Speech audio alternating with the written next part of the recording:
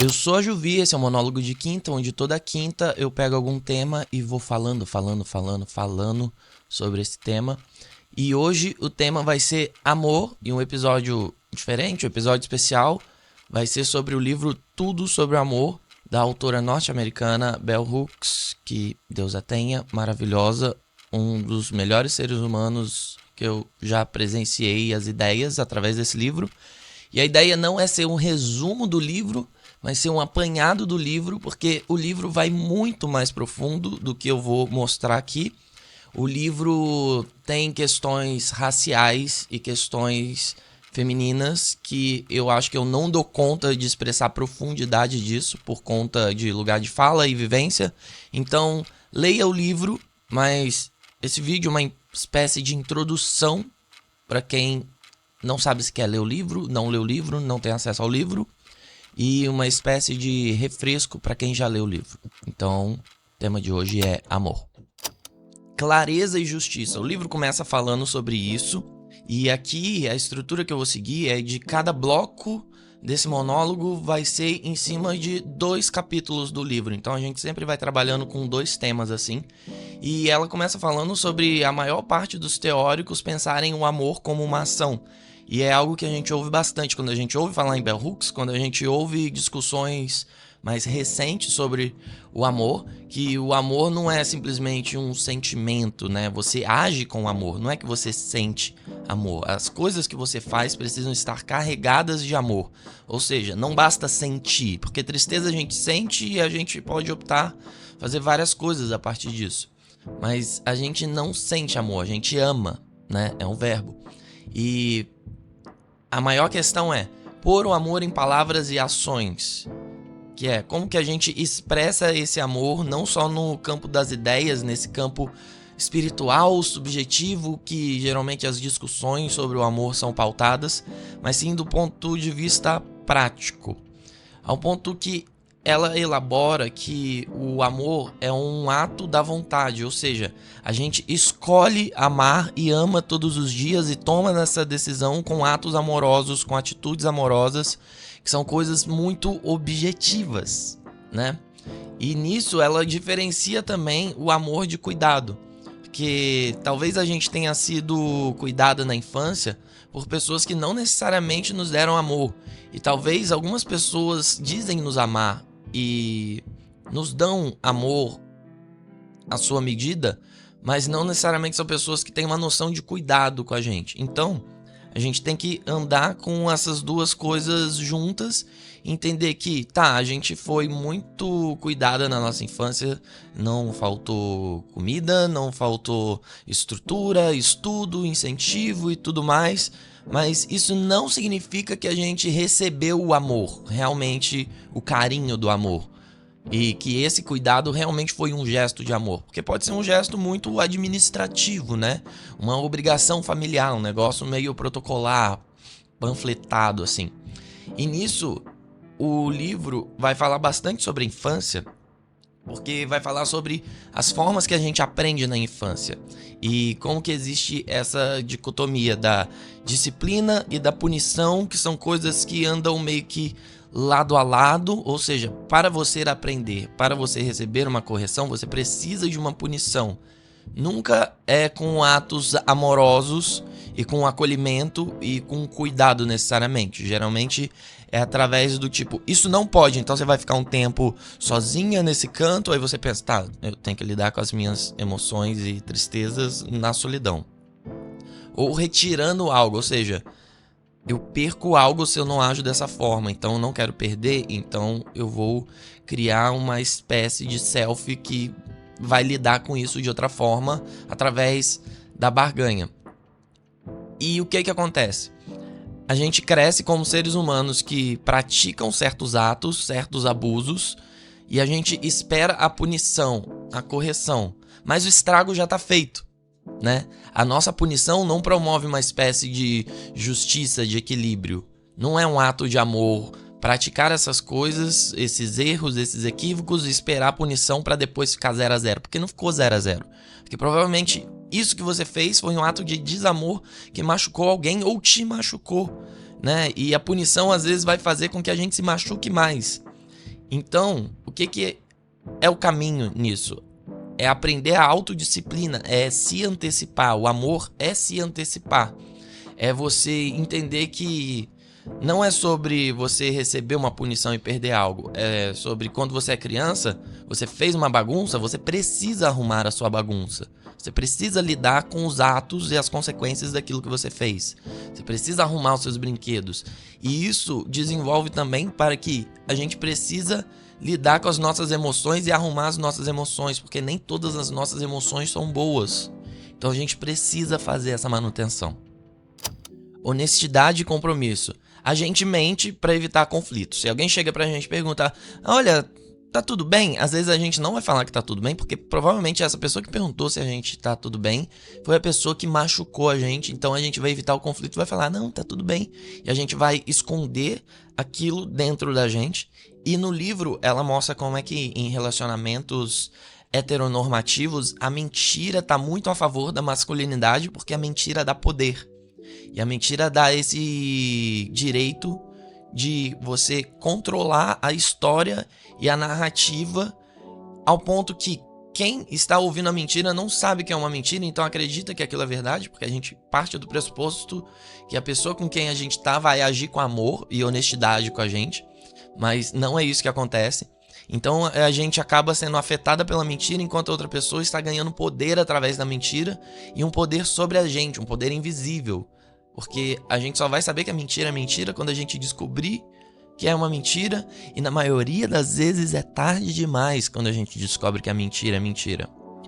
E nisso, a autora vai trazer um conceito que eu acho muito legal, que é: privacidade é diferente de segredo. Segredo provavelmente tá imposto alguma mentira, algum esqueleto no armário, algo que precisa ser escondido, porque caso seja descoberto, vai gerar consequências e abalos no relacionamento. Mas privacidade não. Privacidade é um direito que a gente tem. A privacidade não é a traição da confiança. A privacidade não é mentira. A privacidade é a opção de não querer falar ao invés de falar uma mentira sobre algo. E quando a gente tem essa opção de tem coisas que eu quero falar, tem coisas que eu não quero falar, naturalmente a gente conquista a privacidade em cima daquilo que a gente não quer falar, mas a gente conquista também uma noção de confiança, né? E essa confiança faz com que, ao falar, a gente se revela ao nosso parceiro, à nossa parceira, e falar é algo que gera cura, gera abrigo, gera conforto, gera uma espécie de pertencimento a quem a gente é de verdade, e o fato da gente poder manifestar quem a gente é de verdade com a pessoa com quem a gente está. É a possibilidade da gente ser a gente num relacionamento, e essa possibilidade da gente ser a gente faz com que a gente entenda que a gente é digna de receber amor e também digna de dar amor, de ser a gente. E nisso a gente precisa criar um ambiente de auto-amor, ou seja, para ser digna de receber amor, a gente precisa se dar amor. E a gente não tem que esperar do outro o amor que a gente não dá pra gente. Então, esse é um compromisso muito difícil, porque é algo que vai passar pela autoestima e que eu acho que em tempos de redes sociais é algo muito mais complexo, muito mais sensível, porque não é possível você se amar em isolamento, né? Você sempre vai ter a voz da crítica negativa ali, falando no seu ouvido: não, você não é tão bonita, não. E a partir do outro que a gente tem uma noção diferente sobre a gente. É tipo olhar a garrafa de fora da garrafa. E em isolamento, principalmente com redes sociais, é muito fácil, porque a gente fica na nossa solidão e na solidão do celular, e isso faz com que a gente tenda mais a não se amar do que se amar, porque a gente vai ver muito mais o mundo de fora do que ter relações com pessoas que fazem a gente se entender, e nesse processo a gente entende a pessoa também e aprende a amar a pessoa. E é muito comum o parceiro que não apoia a parceira, né? Ela fala no livro que é muito comum o marido que não incentivou a esposa a estudar, a ter um emprego, a ter uma carreira, a ter esse drive, né? Por quê? Porque a pessoa que se autoafirma, a pessoa que se autoama, acaba sendo uma ameaça. Por que uma ameaça? Porque ela é dotada de poder, ela é dotada de autoestima, ela é dotada desse drive realizador que faz as coisas, e desse drive que é capaz de amar, e isso se torna uma ameaça porque o amor destrói essas mentiras da desonestidade e da falta de compromisso e destrói quem quer conquistar o poder através disso, ao invés de quem simplesmente quer amar e sentir a vulnerabilidade que envolve o amor.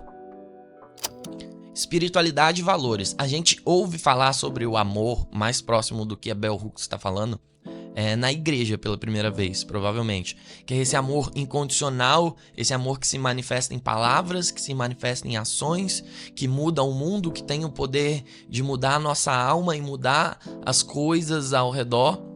E é a primeira vez também que a gente se depara com um amor que é diferente do conceito da prática. E nisso a gente entra em um paradoxo, porque tá todo mundo vindo aqui na igreja ouvir sobre amor, e como o amor é perfeito, e como as coisas agem, e como é algo extremamente positivo, e é algo que torna a gente mais humano, mas ninguém pratica isso, sendo que todo mundo sabe sobre isso, né? Então, a espiritualidade, ela vem com o papel de você se auto-observar e alinhar aquilo que você pensa com aquilo que você age. A forma como você pensa e a forma como você age entrar em sintonia, porque vem dessa dicotomia, o espírito que quer o bem e o corpo que quer o pecado. Então, tipo, como fazer o corpo que quer o bem, sabe? E o espírito que se afasta do pecado. Através do amor. Mas isso nos convoca a quê? A pensar que o amor não é só sobre as necessidades do corpo, não é sobre sexo, companhia, sobre beijo, sobre carinho físico, toque, sobre afeto. É sobre também as necessidades do nosso espírito. Ou seja, é uma necessidade do nosso espírito dar amor, aprender a dar amor, e a gente não sabe dar amor. Principalmente enquanto sociedade ocidental colonizada pela Europa, a gente não sabe, porque tudo vira um jogo de poder. O casamento nasce como um pacto político, como uma assinatura, e as necessidades do espírito, principalmente no regime capitalista que a gente vive hoje, nesse pós-capitalismo de sobrevivência que está ruindo, as necessidades do espírito, elas são muito mais inflamadas e muito menos cuidadas, porque o drive é busca de dinheiro, vai, sucesso, corre atrás, bens físicos, compras, coisas, ter coisas ao invés de ser coisas. Então, a espiritualidade que mostra pra gente que o espírito tem necessidades, e a necessidade do espírito é o amor, tanto amar quanto ser amada. E nisso nasce essa noção de valores, que é o amor precisa ser um fenômeno social, não um fenômeno individual. A gente nasce cheia de aparatos e pessoas, tem tios, tem tias, tem irmãos, tem irmãs, tem obstetra, tem médico, tem um monte de gente. E a gente precisa entender que não basta a gente viver o amor enquanto um fenômeno individual e achar que é uma pessoa iluminada capaz de amar e ser amada, sendo que isso não se estende para outras pessoas, isso não contamina, entre aspas, as outras pessoas, isso não embrenha no meio das frestas que existem nas pessoas e todo mundo começa a agir do modo amoroso, né? Porque o amor, quando é individual, ele tende a ir para um lado egóico. Isso não é bom e não é amor. E para isso é necessário coragem. E encarar o medo é uma forma de amor, de auto-amor. E também uma forma de demonstrar amor por alguém. Porque a gente vive uma sociedade onde a gente tem esse medo de mostrar essa vulnerabilidade, porque é algo que bota a gente como alvo, principalmente para pessoas que são predadoras emocionais, sentimentais. Então a gente aprendeu a se endurecer para não se machucar quanto a isso, né? Mas é necessário coragem, porque quanto mais a gente ama, mais a gente atrai pessoas que amam também. E é muito importante a gente ter essas pessoas na nossa vida, porque são as pessoas que vão perdurar na nossa vida. As pessoas que não nos amam e a gente não ama, eventualmente a gente vai cortar laços com essas pessoas. E para isso também é necessário coragem, porque não é fácil cortar esses laços, principalmente quando a gente vê uma dinâmica de relacionamento homem-mulher, num heteropessimismo, relacionamentos abusivos no geral, não só homem-mulher. é muito difícil cortar esse laço. Então por isso que é necessário a gente desenvolver uma ética amorosa, porque quando a gente vive em uma ética amorosa, a gente não só encontra outras pessoas que também vivem assim, a gente se conecta, como a gente incentiva outras pessoas a viverem também assim, e nisso cada vez mais pessoas se conectam ao ato de amar e ao fenômeno de ser amada. E dentro da ética amorosa, a gente tem coisas que estão em declínio na nossa sociedade atual, que é essa noção de honestidade, né? Eu vi a série Problemas dos Três Corpos, que basicamente os extraterrestres falam: os humanos mentem, a gente não vai confiar em vocês. Tipo, aqui a nossa espécie não mente, não existe mentira. Que parada é essa? Fala uma coisa e ela não é essa coisa. Então honestidade é muito importante. A franqueza, que eu acho que tá nesse campo do falar no relacionamento, e como o falar no relacionamento é uma espécie de cura e uma espécie de pazes com você e a pessoa se deparar com quem você é de verdade, e o amor tá nisso. E a lealdade também, né? Que aí a gente já sabe que é uma complicação. Monogamia, não monogamia, quantas pessoas vivem um relacionamento aberto monogâmico, e isso acontece por conta da falta de lealdade, porque isso é aberto só para um dos lados de maneira velada, ou seja, não existe uma lealdade, esse acordo não dito. E essa lealdade também de não usar a sua vulnerabilidade, as suas fraquezas contra você. Como diria o Renato Russo, quero ter alguém com quem conversar, alguém que não use o que eu disse contra mim. Difícil, Renato. E eu queria ler um trecho sobre a ética amorosa, que é: para vivermos nossa vida com base em princípios de uma ética amorosa, demonstrando cuidado, respeito, conhecimento, integridade e vontade de cooperar, temos de ser corajosos. Aprender como encarar nossos medos é uma forma de abraçar o amor. Talvez o nosso medo não vá embora, mas já não ficará no caminho. Aqueles de nós que já escolheram adotar uma ética amorosa, permitindo que ela governe e oriente o modo como pensamos e agimos, sabemos que, ao deixar nossa luz brilhar, atraímos e somos atraídos por outras pessoas que também mantêm sua chama acesa. Não estamos sozinhos.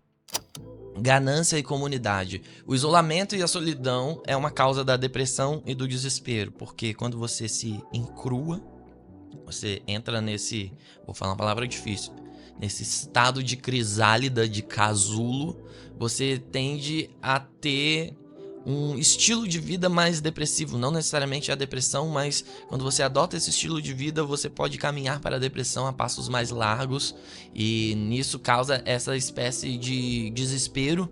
E esse desespero vem muito da ganância e desse espírito do capitalismo, onde o sucesso é mensurado pelo dinheiro. Ou seja, você precisa se endurecer para conquistar. O caminho do sucesso não é o caminho do amor, dos sentimentos, das emoções, de uma vida saudável mental. Pelo contrário, é o caminho do burnout, é o caminho de se dedicar, de passar por cima dos outros, de querer ter e ter e ter e ter, e saber que quando você tiver, você vai querer mais, e isso não necessariamente vai te tornar uma pessoa realizada, porque você já vai ter ultrapassado essa barreira da sobrevivência e você vai querer continuar querendo, e isso nunca vai ser para produzir o bem-estar para você, e sim o ter por ter, porque isso é o fenômeno do sucesso e é o fenômeno do acolhimento. Ou seja, eu me endureci, então eu jogo com as regras de um mundo duro, e eu preciso disso, e sempre tende a um desespero que nunca é satisfeito, né? E aí que entram questões de vícios, apostas, o consumo.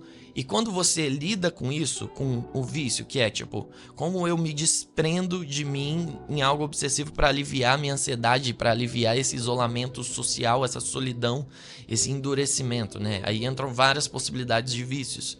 Assim como a aposta, que tá dentro disso da ganância. Tipo, como ter um atalho para ganhar dinheiro mais fácil. Então, a aposta se torna um vício também, e uma coisa acaba cooperando com a outra. Ou o consumo extremo, né? Essa noção de preciso ter, essa dinâmica de vaidade que existe no capitalismo, onde tudo precisa ser um veículo para a demonstração de poder.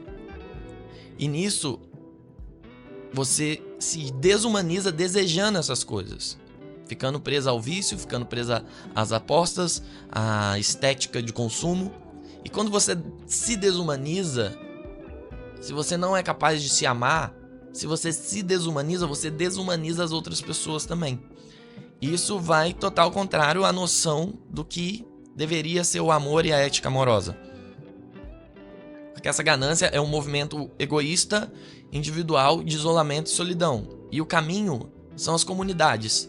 E as comunidades não necessariamente são as famílias nucleares que a gente conhece de papai e mamãe. Papai trabalha, mamãe fica em casa, cuida das crianças. Ou esse statement que é o casal, sabe? Tipo, tudo gira em torno do casal. Porque a monogamia traz isso, né? Tipo, a engrenagem da sua vida é o romance, é o amor matrimonial. E tudo gira em torno disso. E as outras pessoas são apêndices da sua vida, ou seja, podem ser cortadas fora, que tipo, não vai fazer diferença.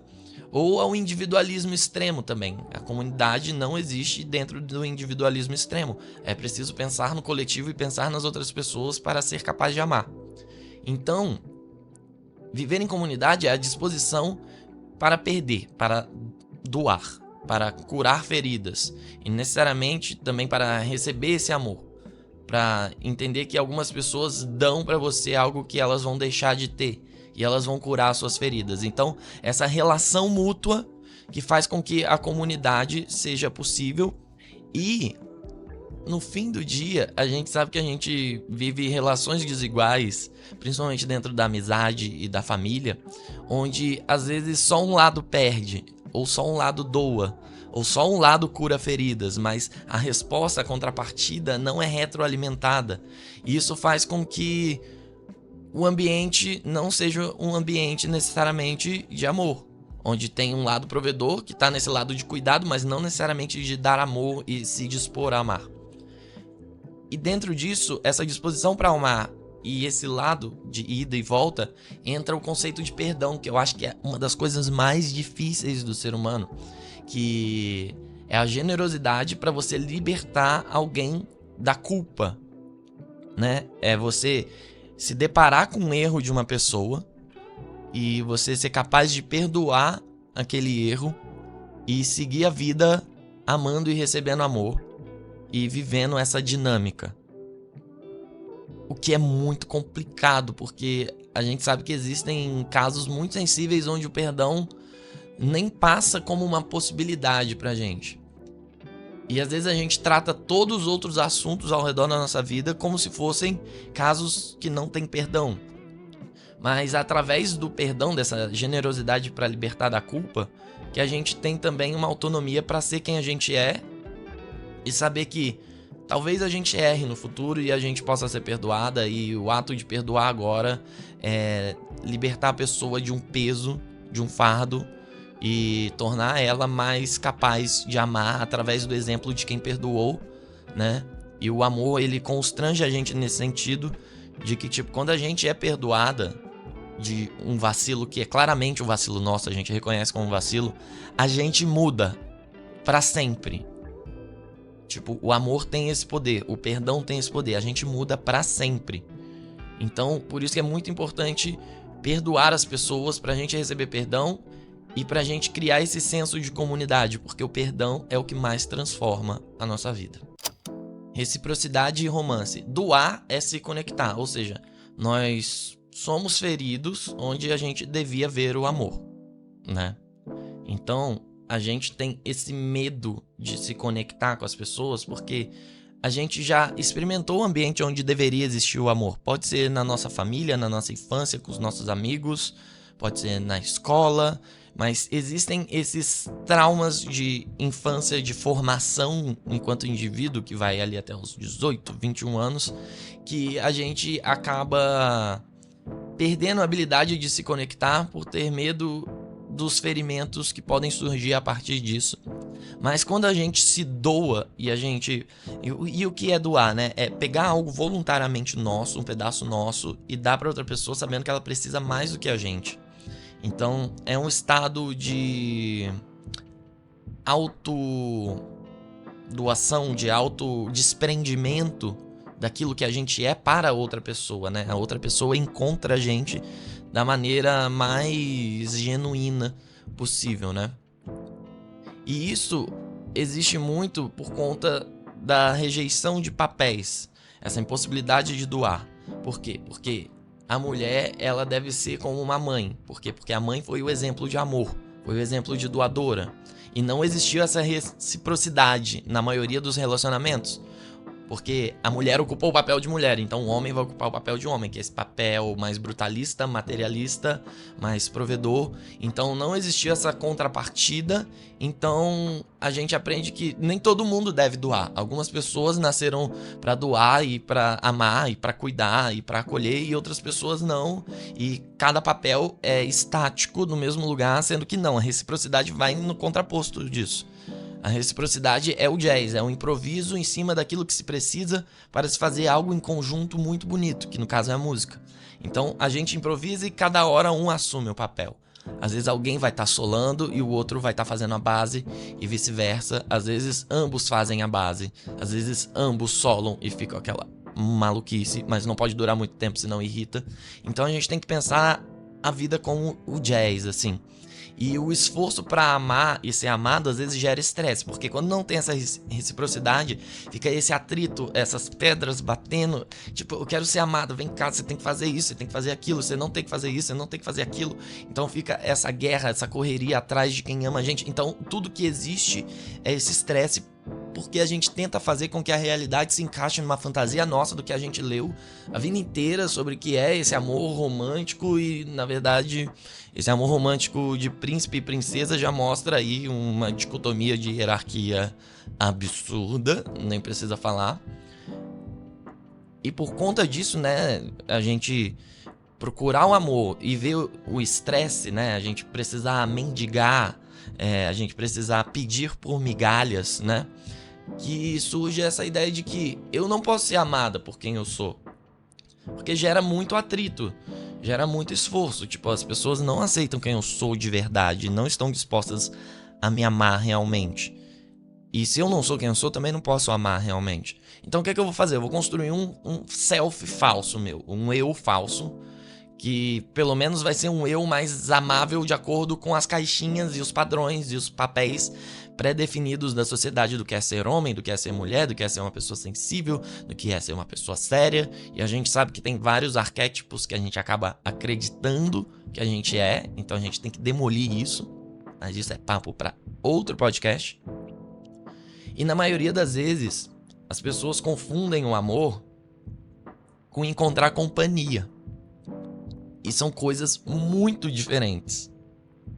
Porque você encontrando companhia, você acaba, ao invés de acolher os defeitos da pessoa, entender a pessoa como ela é e até deixar de ver certas coisas como defeitos e sim como parte da vulnerabilidade daquela pessoa, daquele ser humano que está em processo de amadurecência constante, você começa a tolerar os defeitos ao ponto de que a pessoa tem defeitos que beiram o abuso e você tolera porque você acredita que aquilo é amor e porque você quer fugir da solidão, ou seja, você está procurando simplesmente uma companhia para não estar sozinha. E a gente pode estender isso para amizade também. Às vezes a gente tolera certas amizades tóxicas e vampíricas e com hábitos degradantes, né? Tipo, pessoas que realmente se destroem e tentam levar a gente para destruição também de uma maneira automática, só para não estar sozinha, só para evitar a solidão. E esse não é o caminho saudável, né? E dentro disso, quando a gente parte para essa estética do romance, como a gente vê na mídia, tudo perpassa pelo sexo, e o sexo desde cedo tem essa pressão da performance, né? E por tanto ter essa pressão da performance, que é uma pressão estética, é uma pressão do imagético do sexo como violência e não do sexo como um veículo do amor, o sexo como um veículo de dominação e poder necessariamente, onde não existe cuidado, carinho, afeto e toda essa dinâmica. Tanto é que mais pessoas estão interessadas em ter sexo bom do que amar. É só a gente olhar ao redor. A maioria das pessoas estão preocupadas em ter um bom sexo e não ter um bom amor, né? E eu não digo sobre fazer amor, eu digo sobre tudo que a gente faz antes ou depois do sexo. Tudo que não é o sexo. Todos os atos do dia a dia e preocupações e noção de acolhimento, né? E por ter tanta pressão pela performance sexual, faz achar, principalmente nos homens cis hétero, que isso é o suficiente, né? Tipo, mas na verdade não. O que é o suficiente é dar e receber amor. Essa é a verdade. E tem uma parte do livro que fala sobre sexo que eu queria ler, que é, tipo, brutal. Brutal. Essa é uma das grandes tristezas da vida. Com muita frequência, mulheres e alguns homens têm seus prazeres eróticos mais intensos com parceiros que os ferem de outras maneiras. A intensidade da intimidade sexual não serve como catalisador para o respeito, o carinho, a confiança, a compreensão e compromisso. Casais que raramente ou nunca fazem sexo podem conhecer o amor duradouro. O prazer sexual fortalece os laços do amor, mas eles podem existir e ser satisfatórios quando o desejo sexual está ausente. No fim, a maioria de nós escolheria um grande amor em vez de uma paixão sexual constante, se tivéssemos que optar. Por sorte, não temos que fazer essa escolha, porque geralmente temos prazer erótico satisfatório com quem amamos. O melhor sexo e o sexo mais satisfatório não são a mesma coisa. Perda e cura. O amor é o que faz a gente se sentir vida. E a perda a gente tem que pensar na morte, literal, né? É tipo, a morte é a morte. Mas por que o amor faz a gente se sentir vivo? Porque o desamor é algo imóvel. É algo que faz com que a gente fique num estado catatônico, sem ação, e que a gente não tenha uma reação óbvia e que não produz necessariamente uma sensação de bem-estar, pelo contrário. E todo mundo vai experimentar a morte aqui, tá escutando. Seja a nossa morte ou a morte de alguém próximo, né? É tudo questão de quem tá na frente na fila.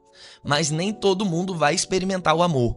E isso é algo que tem um caráter meio urgente, assim, tipo, todo mundo vai experimentar a morte e todo mundo já experimentou o desamor, com certeza, mas nem todo mundo vai experimentar o amor. E essa parte do livro e essa parte de pensar o amor é a parte, eu acho que mais fatalista da coisa, assim. E no fim, ela fala sobre a gente fazer uma amizade com a morte. E eu acho que é um bom resumo disso tudo, porque é um capítulo muito complexo. Mas é sobre a gente ter amizade com a morte, aprendendo a se despedir das pessoas. Sabendo que talvez o número de encontros que a gente tenha com as pessoas seja um número muito pequeno, muito limitado. Talvez o último dia esteja muito próximo. Então, aprender a se despedir das pessoas é oferecer o que a gente tem de melhor, porque vai ser a última vez. Então, como seria a última vez que você veria alguém que você ama muito, né? É tipo, seria uma doação, um expurgo do amor. É realmente essa noção de 100% vulnerabilidade, onde não existe mentira, onde existe honestidade, onde existe a franqueza, onde existe o acolhimento, onde existe o abrigo, onde você realmente pode falar, onde você realmente pode agir com amor, expressar isso. Não existe barreira, não existe vergonha, não existe nada que te impeça disso, porque é o último dia. Então, quando a gente faz amizade com a morte, a gente entende que talvez esse possa ser o último dia. Então, por que não hoje, agora, nesse exato momento, já agir assim com as pessoas que estão ao meu redor, né? E na infância, geralmente, onde a gente se machucou, a gente não tinha esse amor pra curar a gente. A gente não tinha outras pessoas que estavam agindo assim, porque, né, é um ser tão novo que vai viver tanto. Então não precisa dessa urgência tão grande, né? E o pior, quando a gente se machucava, a gente não tinha o amor pra curar a gente não tinha esse veículo de reparo. Então, às vezes a gente julga as outras pessoas e olha essas coisas de fora e a gente cria uma vergonha pra amar, porque a gente teve que lidar com essas feridas e com esse autocuidado de maneira solitária. Então por isso que a gente cria a vergonha, né? E quando a gente cria a vergonha, a gente cria essa autoindulgência onde a gente não se sente digna, então a gente se sente menos capaz de falar, expressar e mostrar as coisas. E também menos capaz de perdoar as outras pessoas, porque se a gente não consegue se perdoar e fazer as pazes com a nossa sombra, como que a gente vai lidar com a sombra do outro e manipular o outro? E como que a gente vai acabar trazendo essa noção onde não existe barreiras para falar? Porque é algo que ela fala que todas as religiões têm em comum, essa noção de que falar cura, né? A oração, a meditação, o testemunho, você lidar com outra pessoa, É sobre o conforto vir através das palavras e a gente se apoiar uma nas outras pessoas. Mas para conseguir falar, a gente precisa vencer essa noção de que, tipo, eu não sou digna de amor. Sim, você é digna de amor, você não precisa ter vergonha, você não precisa sentir culpa pelo que fizeram de você. Fizeram de você, não foi você. Então, a vergonha de ter sido ferido é o que impede a gente de encontrar a cura e o amor. Destino é o último capítulo, que é para onde vai? Enquanto ser humano, enquanto espécie, enquanto pessoa, como o amor age na gente e para onde ele leva a gente. E o amor é aceitar as próprias feridas, é observar e reconhecer as próprias feridas, e é a forma de curar essas feridas. É o amor. É recebendo amor, dando amor, aprendendo a amar, entendendo que o amor não é tudo que a gente entendeu como estereótipo e fantasia, mas sim o amor é esse reconhecimento de feridas nossas e nas outras pessoas, e reconhecer que nós somos capazes de nos cuidar e cuidar da gente, porque tudo começa pelo alto amor. A gente não pode achar que vai receber o amor de alguém, sendo que a gente não se dá esse amor. Então, é um exercício de autocuidado antes de tudo. E quando a gente entende esse autocuidado, que a gente entende a importância do cuidado nas outras pessoas também. Então, quando a gente cria isso, não basta criar pra gente. A gente precisa transbordar, a gente quer oferecer isso. E quando a gente entende que a gente é capaz, que a gente pode abrir o coração e também acolher corações abertos. No fim das contas, é sobre a disponibilidade para agir e falar com amor. É o amor como uma ação. A gente precisa reconhecer nossas feridas e agir em cima disso, e reconhecer as feridas das outras pessoas e agir em cima disso. E o nome dessa ação é amor. E eu queria ler o último parágrafo do livro para encerrar, porque eu acho que ele vai definir bastante esse último capítulo e todo o livro no geral. Então, compreender todas as formas pelas quais o medo atravessa nosso caminho em direção a conhecer o amor é um desafio. Com temor de que acreditar nas verdades do amor e deixar que guiem nossa vida nos levar mais à traição, nos afastamos do amor quando o nosso coração está cheio de desejo. Sermos amorosos não significa que não seremos traídos. O amor nos ajuda a encarar a traição sem perder o nosso coração. E isso renova nosso espírito, para que possamos amar novamente. Não importa quão dura ou terrível seja a nossa vida, ao rejeitar o desamor e escolher o amor, podemos ouvir as vozes da esperança que falam ao nosso coração, as vozes dos anjos. Quando os anjos falam de amor, eles nos falam que apenas amando adentramos um paraíso terreno. Eles nos dizem que o paraíso terreno é nosso lar, e o amor, o nosso verdadeiro destino.